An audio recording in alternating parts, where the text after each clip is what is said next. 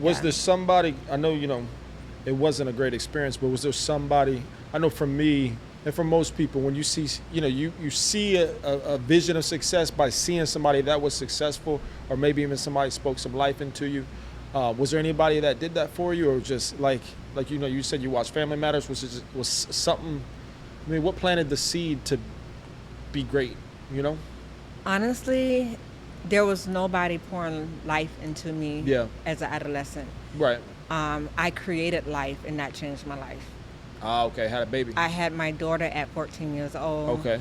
And just holding her and knowing that I wanted to be a better parent for her. Mm-hmm. It kept me mentally strong. It kept me physically strong. Now, I did go through some challenges. I was an angry teenager. Yeah. Oh, I used to fight. I used to fight. You can look at me the wrong way, and I would just start fighting you. But it took for me to realize that I didn't want her to ever experience what I went through, for me to change my mindset. So honestly, it was no one in that moment pouring life into me, but because I created life, I had to think differently. And then at 17 years old, I did meet one woman who didn't give up on me, even though I was full of anger and had a lot of problems emotionally. Definitely. She kind of stuck with me. What was her name? Her name was Arlene. So I call her like mommy to this day. Mm-hmm. I think I drove her crazy because she didn't take any more foster kids after that. Big shout out to her. Big shout out to her. But yes, big shout out to my mommy, my TT. But she was the one that was like, I'm not giving up on you. Yeah. Wow. That's a blessing. Yeah. That's a big blessing. It was. That's a blessing. To have that, especially as a child, is so important. Yeah. And so it's big shout out to her that she was able to hold you down. Could you ever see yourself being like a foster mom? I would love to be a foster parent, but my goal would be fostering adults and young adults that are transitioning out of foster care. Okay. That was one of the things I saw very flawed in the system, where when a child would become 18 years old, the foster parent put them out because there's no more money coming in. Yeah. But when you're a foster parent, you're supposed to be a parent, right? Mm-hmm. You're supposed to guide them, teach them about credit, help them get their first apartment, things like that, be there for those transitional moments and those pivotal moments in their life. But most foster parents don't do that. Right. So for me, I would want to be a foster parent of like a 16, 17-year-old and show them all the things that somebody didn't teach me in, going into adult life. Yeah. For sure. Do you feel like a lot of those situations are done like off of money? Oh yeah. I had a foster parent that had 13 girls and 13 babies. You couldn't tell me that wasn't for money. In one house? In one house. What? Every day she hustling.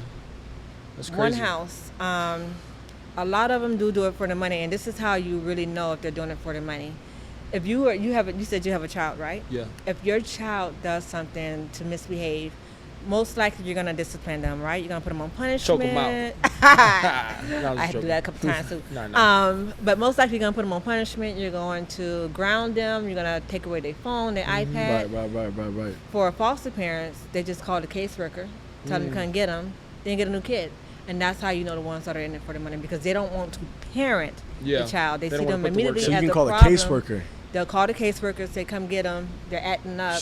And then that child gets a new home, but they don't get a stable environment of a parent enforcing rules, and structure for them. It becomes like they just become like. Well, not shout out to all the foster parents who are actually being a parent. Actually being a good foster parent. They're doing it for the right reasons, For sure. It's a very selfless thing to do. No. I never thought about that myself, and I don't think I'm a selfish person, but that's a lot. You're gonna let a kid move into your house, and you're really gonna parent that kid. Really foster the kid. But here's the thing: a lot of them don't parent. Shout out to the ones that do. Speaking on hopefully the ones. Yeah, the ones that do parent. Yeah. Because there's a lot of them that would take them in their home. Yeah. I've seen one even recently where they eat the good food and, they eating the turkey legs and stuff like that, and the kid eat oodles and noodles for dinner. Yeah. That's not how you would parent. No, for sure. So, Well, I mean, I'm a firm believer. What goes around comes around. What you put out there comes back to you. That's so very true. That's an absolute fact. So, Tampa's the roots. Tampa is the roots. You came up. So, at what point Did you get in a foster family? I had a lot of foster families. You had a lot of a lot of false group homes and a lot of that. Yeah. Okay. Is there one that's like you have like kept as like a family, or like you like see as like that in that way? No, just that one that I was speaking of. Okay. The last one. Yeah. Got you.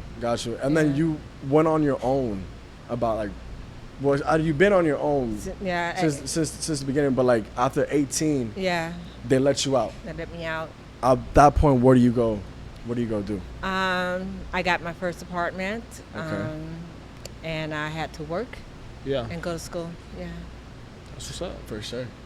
That's what's up. Absolutely. So what was the first venture like? You know, obviously, you know, we usually all start with a job of some sort, but like, what got you like, I'm gonna do something on my own? You know what I mean? Well, first of all, I don't like being told what to do. So I like, you know, being my own boss. But what inspired me to create wealth and generational wealth for my kids was, at 18 years old, I started working for Washington Mutual.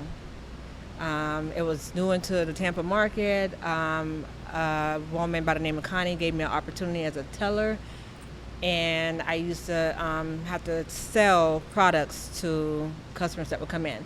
I got very infatuated with business accounts. So I would see guys come in looking like bums, and they would make deposits, and then they would have so much money. I got really intrigued with how they were making their money. Yeah. Mm-hmm. And I learned that properties were really just the way to go. Yeah. You know, they didn't look like money, but they definitely had money. Yeah. And so I started having conversations. I got promoted to like a business banking specialist within 6 months. And that allowed me the opportunity to build relationships with businesses.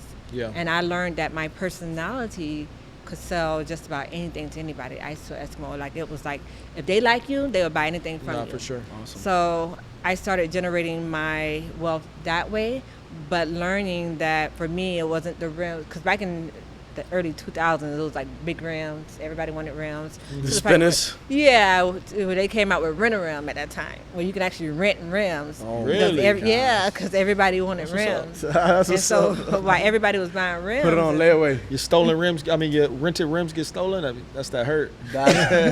You're really a down bad. Big time. Imagine your rental rims getting repoed. That's even worse. And they leaving you on bricks. But yeah, so they had rental rims and stuff like that. And while everybody was investing in rims and things like that, I was like, I'm going to invest my money into like products and businesses and stuff. Oh, wow. So that's actually how I started in my early 20s, because I didn't want the designer bags and all that. I actually wanted properties. You were focused on the long term. Yeah. And that was only because I saw money. You know what I'm saying? 100%. I wasn't influenced by it, but I saw what wealth looked like, and it didn't look like what people make it look like today.